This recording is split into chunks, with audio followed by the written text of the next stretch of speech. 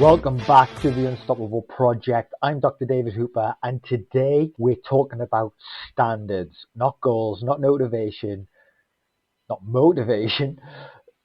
mindset in the vague, fluffy sense. I've seen people talk about it. I want to talk about standards because I think standards quietly shape almost everything in our lives. They shape how we speak to ourselves, what we tolerate, what we do when nobody's watching, who we become over time. And I think one of the hardest truths I've had to learn is simply you do not become what you want, you become what your standards keep allowing. That's been true in my life physically. It's also been true mentally, emotionally, and professionally. Because if I'm honest, there have been seasons where my standards were low, not because I was lazy by nature, not because I lack intelligence, not because I have no potential, but because life has hit me, I've drifted, I stopped leading myself properly. And little by little, I started to accept things from myself that I should never have accepted. Things like skipping the gym, or having too many beers, ordering too many takeaways, not doing the things, the hard things that I know will move the needle, like doing the sales calls or social media posting. And that's how it happens. Not usually in some dramatic collapse, but quietly, gradually, over time, through tolerated habits and excuses and self talk and inconsistency and mediocrity.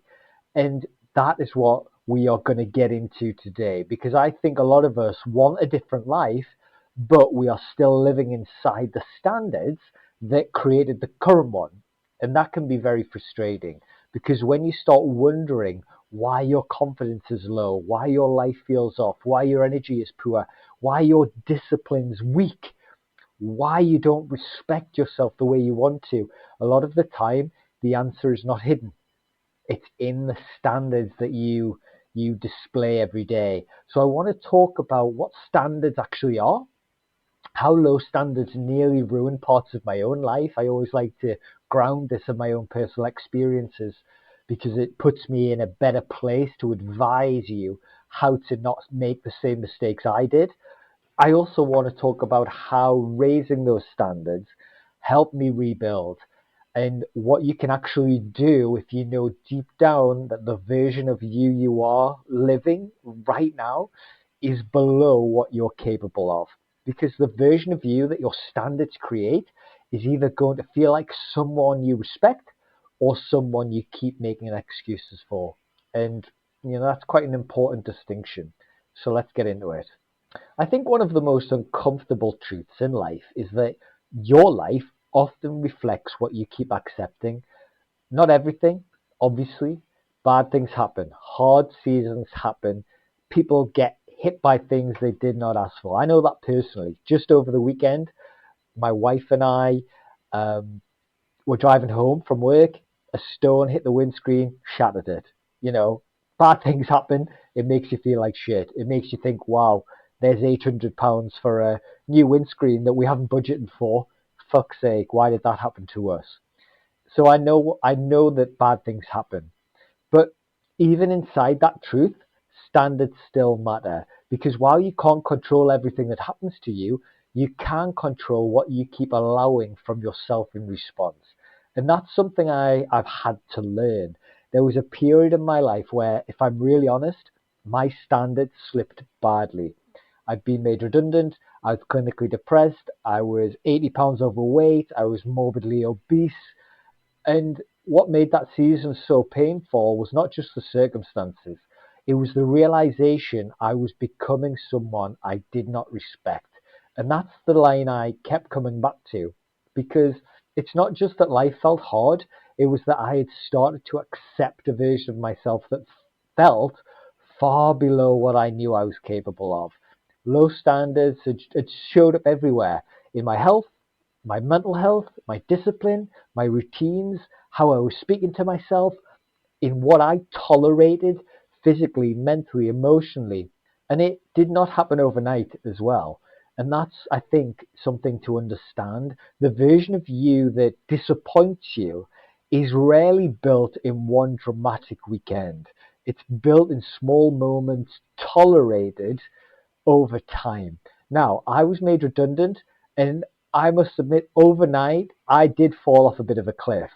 But then I allowed myself to keep tumbling down this cliff by making poor decisions. I'll skip a workout today. I'll sort a job application next week. It doesn't matter. I'll start again on Monday. I know it isn't great, but it is what it is.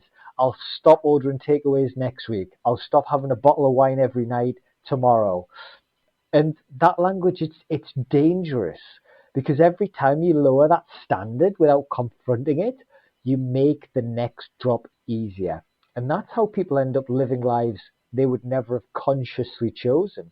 Not through one terrible decision, but through this repeated tolerance. And when I look back, this is exactly what happened to me. I'd not consciously chosen to become clinically depressed or morbidly obese or even redundant, but I had stopped interrupting the drift that I was in. It's funny though that the scary bit is that once a low standard becomes familiar, it starts to feel normal. And once it feels normal, it stops alarming you in the way it should. And that's why you can stay stuck for longer than you realize. You adapt. I adapted. For 6 months, I didn't leave the house, and I had 6 takeaways at least a week, 6 bottles of wine a week at least, beers as well, not leaving the house, not getting out of bed early, not hitting the gym. And you adapt to those low moods and the poor habits and the lack of discipline and not following through on the promises that you set yourself. And you start looking in the mirror, you don't feel proud, but then you accept that. And that is exactly what I'd done. I'd adapted a version of life and a version of myself that shouldn't have lasted as long as it did. And it should have bothered me more than it did. Not because I didn't care, I did, but because I was so tired, man. Mentally flat, disappointed. I was numbed out by the medication I was on for my depression. And that, in truth, is a big part of my journey as well. But that's why standards matter so much, because sometimes standards aren't about ambition all the time. They're more like pattern interrupts. They interrupt the slide. They say, no, this isn't good enough. No, this is not what I'm accepting. No, I'm not going to keep becoming this person passively. I think we misunderstand standards are something quite harsh. I think people often misunderstand standards as something harsh, like it means extreme or rigid or obsessed or perfect. But that isn't necessarily true. Standards are what protect you from becoming someone you don't want to become. That's it.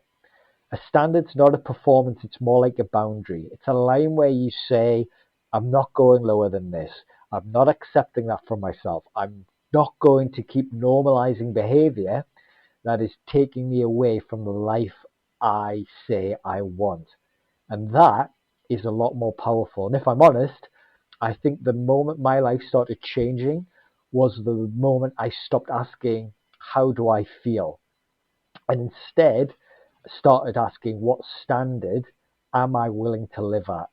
And that was a much better question because feelings move, but standards anchor you. So when you start to think about what standard am I willing to live at, it's a lot more transformational. The reason standards matter so much is because they don't just affect outcomes, they affect your identity. And it's really important because if you repeatedly let yourself drift, your identity starts changing. You stop seeing yourself as disciplined or reliable or strong or someone who follows through. And that can do a lot of damage because once your identity slips, everything just becomes harder. It's harder to trust yourself, harder to set goals you believe in, harder to keep promises, harder to feel proud of yourself. And this is why I always come back to self-respect. Standards and self-respect are deeply connected. If you keep accepting things from yourself that you know are beneath you, it's very difficult to remain and maintain real self-respect. You can say the right things, you can still post and talk about growth and about becoming better, but underneath there is something that knows, part of you that knows whether those standards are real or are they social media, performative almost. And that's why those low standards hurt. They don't just mess with your progress, they mess with the relationship you have with yourself. And I say this because I live this. I know what it feels like to look in the mirror and know you're tolerating too much, know you're backing away from what you're capable of, know your words and your actions are not aligned. And that misalignment is so, it hurts. And I think a lot of people feel that, if I'm honest. They might not use the same language I'm using of standards, but they feel that tension. They know they are living below something, below their potential or the discipline they could display, or even their own truth of what they want to achieve, below the version of themselves they know they could become. And that's what low standards do. They create an identity you start to quietly resent. That is why this matters so much. Because when you raise the standard, you're not just improving a habit, you're starting to repair your identity, which is a higher level when it comes to that transformation and that transformation sticking. For me, this shift is not glamorous, or it wasn't glamorous. It was not one of those cinematic movies like in Rocky where everything becomes clear and you transform, there's a gym montage. No, it was more uncomfortable than that. It was the point where I could no longer avoid the truth of what I was tolerating. I knew I could not keep becoming that person. That was it. I couldn't keep living in a body I didn't respect, 80 pounds overweight. I couldn't keep running low standards and acting confused about why I felt bad. I could not keep becoming someone who talked about change but was not living it. And that hurts. But that pain is also useful because pain's often the thing that tells you the standard's been low for too long. That's a really important point. Pain is not always the enemy. Sometimes it's in the information. Sometimes the frustration you feel with yourself is not there to crush you. It's there to wake you up, which is exactly what I found. That discomfort of becoming someone I didn't respect eventually became greater than the discomfort of changing. And that's when life started to move. And that's often the threshold. People change when the pain of the standard they are living becomes heavier than the pain of raising it. And that happened to my health, my mindset, my eventual business, and my work. And it's how I started seeing myself. And I think that's something worth saying quite clearly. You don't always raise your standard because you feel inspired. Sometimes you raise them because you are no longer willing to live with the consequences of the old ones. And to be honest, I love that reason even more. So I want to talk about what my standards actually looked like, or raising my standards, because I've been talking so much about them. And I think this is where a few people get a few things wrong. We imagine raising of standards meaning becoming a totally new person. It doesn't. It looks pretty ordinary, to be honest. It looked like choosing better food, preparing my food, being in a calorie deficit, moving my body even when I didn't really want to, keeping the small promises, stopping saying things like I'll start on Monday, speaking to myself with a bit more honesty and a bit less indulgence, and holding the line on things that would have been easy to let slide. That's what it looked like. Not dramatic, but more consistent. And I did that for 6 months, lost 70 pounds, started moving my body again, started a business, came off my depression medication, and suddenly I had a great transformational story that was built in a consistent fashion over 6 months. It's the repetitions, the daily repetitions of keeping your standards. That was what changed my life. And it's not the one huge day that changes you, it's the repeated standard, the repeated expectation, the repeated hard choice, the repeated act of that self-respect. And that's what changed me. That's it. I've been asked to speak on this topic a few times, and I try to make it as simple as possible. I didn't become healthier because of one motivational breakthrough. I became healthier because the standard I was keeping slowly changed and became more consistent at a higher level. I didn't become more disciplined because I suddenly felt like it. I became more disciplined because I stopped leaving discipline up to feeling. If I was meant to go for a run on that day, I went for a run. If I was meant to go to the gym, I went to the gym. If I was meant to journal, I journaled, no matter how I felt. I didn't rebuild my self-respect through theory. It was rebuilt through behavior. And that's how it works. And I think that's good news for a lot of us, because it means you don't need to become a completely different person this week. You just need to start living by a different line, different minimum, different standard. What is that standard?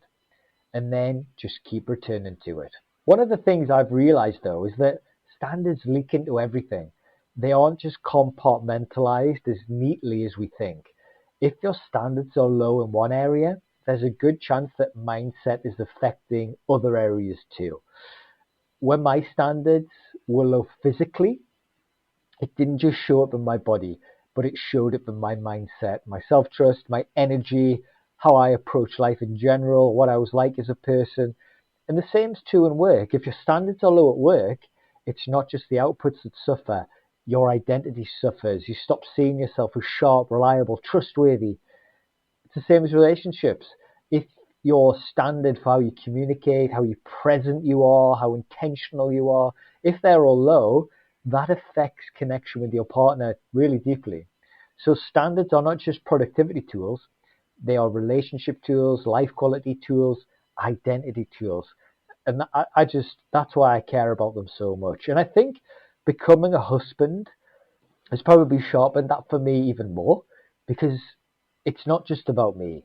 I think about the way I lead myself, and it affects the kind of partner I am, the kind of energy I bring, the kind of steadiness I carry, the example I set, and that matters. And I know that if I get up early, walk the dog, have my food prepped, go to the gym, by the time I speak to my wife, I know I'm a much better version of myself for her, and that is a reason on its own to keep those high standards.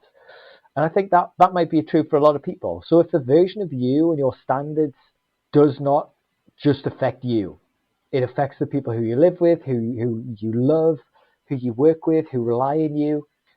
And that's not a negative. It shouldn't create pressure where you're like, right, I've got to go to the gym every day so I'm a better person. It should create more perspective.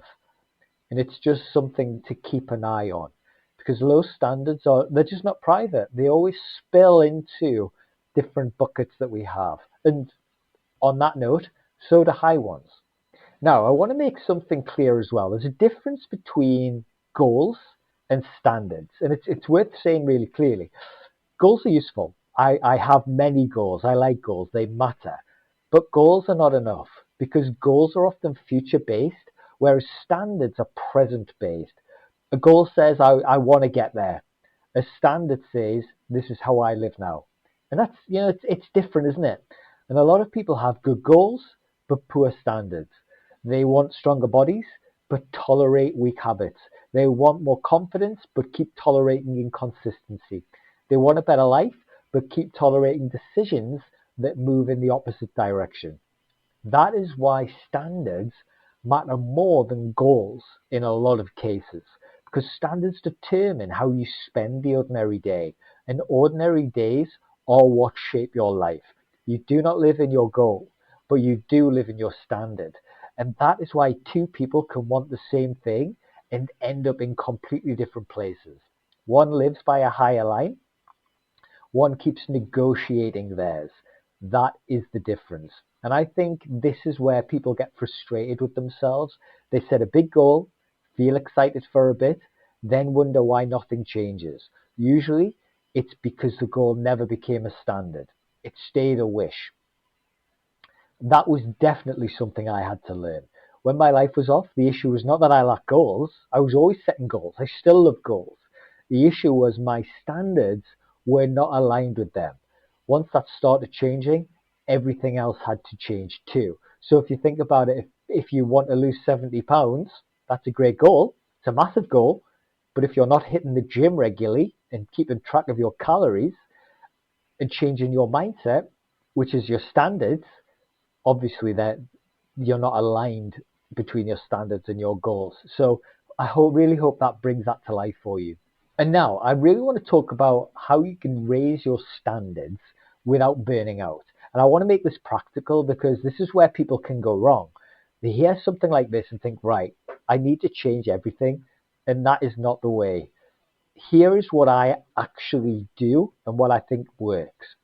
Pick one area where your current standard is obviously too low. Do not choose 10. Choose one. It could be health, lack of sleep, discipline, work, your environment, how you talk to yourself, how you follow through on your goals. Pick the one that is shouting loudest right now, the one you know, if you're honest, that you're accepting too much. Then we're going to set a non-negotiable, not a fantasy, but a standard. This matters. Not a huge transformational goal, a standard. Something like, I move my body every day. I do not miss 2 sessions in a row. I do the thing I said I would do before I let myself drift.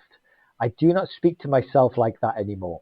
I do not let that habit keep living in my life. That's different. It's grounded, repeatable, real. And then we want to make the standard visible. Write it down. Put it somewhere. Say it clearly to yourself. A vague standard is not a standard. If you can't define it, you can't live by it. And then we're into number 4. And this is really important. Do not raise the standard and then act surprised when the old version of you resists it. Of course it will. That's the whole point. The standard is supposed to interrupt the old pattern. So when resistance shows up, do not treat it as a failure. Treat it as part of the process. And then number 5, return quickly when you slip. You will slip, everyone does. It's fine. The key is not perfection, it's returning back to your standard. High standards are not built by never wobbling. They're built by not staying down for long when you do. And then let's think about what raising standards actually gives you. I feel like I've said standards an awful lot in this episode, so my apologies if you've been counting them. The beautiful thing about raising your standards, there's another one, is not just better outcomes. It's who you become in the process. You become steadier, more trustworthy to yourself, less negotiable. You become someone who does not need perfect conditions to act. And if that is you, you are becoming a weapon. And eventually, confidence will start growing again. Not because you forced yourself to feel confident, but because you forced yourself to feel, but because your life starts showing you evidence that you are someone worth trusting. That's how self-respect comes back. Not through hype, through behavior. And that's been one of the rather deepest lessons of my life. The way you rebuild yourself is not by dreaming about a better version of you. It is by refusing to keep accepting the version you know is beneath you. That's where the shift begins. And once you feel that shift, you start living by a standard that actually reflects the person you want to become. It starts feeling differently. Cleaner, more aligned, less frustrating. Not easier in every way, but more honest. And honesty is powerful. So let's think about the version of you are building right now. Who are your current standards building towards and for? Not who do you say you want to become, but who are your repeated actions actually creating, excuse me. That's the question. Because your standards are building someone right now, someone stronger or someone softer, someone more respecting or someone more excuse driven, someone more reliable or someone more negotiable, Some are more aligned or some are more frustrated. That process is happening whether you think about it or not. Because once you see it, you can't really unsee it. You know, you're thinking about these standards now, and you're going to start to notice these things. You start realizing that a lot of life is not built in dramatic moments like I've talked about. It is all of these standards in the things you let stand, the things you don't accept anymore, the choices, the repeated choices that either strengthen or weaken that identity. That's the work. It's not glamorous, it's not powerful, but if I've learned anything, it's that your life can change a lot when the standard changes. Mine did, not all at once, but enough. Enough for the body to start to change, where I lost 80 pounds. Enough for the mind to change, where I stopped taking the medication for my clinical depression. I got signed off. Enough for my identity to change, where I stopped looking at myself like a failure. Enough for me to stop becoming someone I did not respect and to start the process of building someone I actually did. And that is available to more people than they realize. But it does start with honesty. So if there's one thing I want you to take from this episode, it's this. The version of you your standards create matters more than the goals you'll talk about. Because goals are easy to admire. Standards are what you actually live by. And if your life feels off right now, if your confidence feels low, if your self-respect is not where you want it, if you know deep down you are tolerating things that are taking you away from the person you want to become, don't panic. But do get honest. Ask yourself, what am I accepting right now that's creating this version of me that I don't respect? Why is the standard too low? What am I pretending is fine when it's actually not? Then go through the list. Pick one area, raise the line, start living there for a bit, then start to add a couple more. Not perfectly, but deliberately. Because your life usually rises or falls to the standard you repeatedly accept. And the good news is standards can change, which means identity can change and self-respect can change. Confidence can change, life can change. That's the work. That's the opportunity. And that is what I hope this episode helps you see a bit more closely and clearly.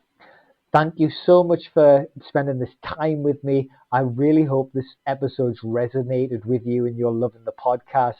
Please send it to someone who you think it might help or might be inspired by some of the topics covered. Remember to follow us on all social media at Dr. David Hooper, and make sure you like and subscribe on Spotify and YouTube as well. We absolutely adore you and really appreciate your support. And until next time, stay unstoppable.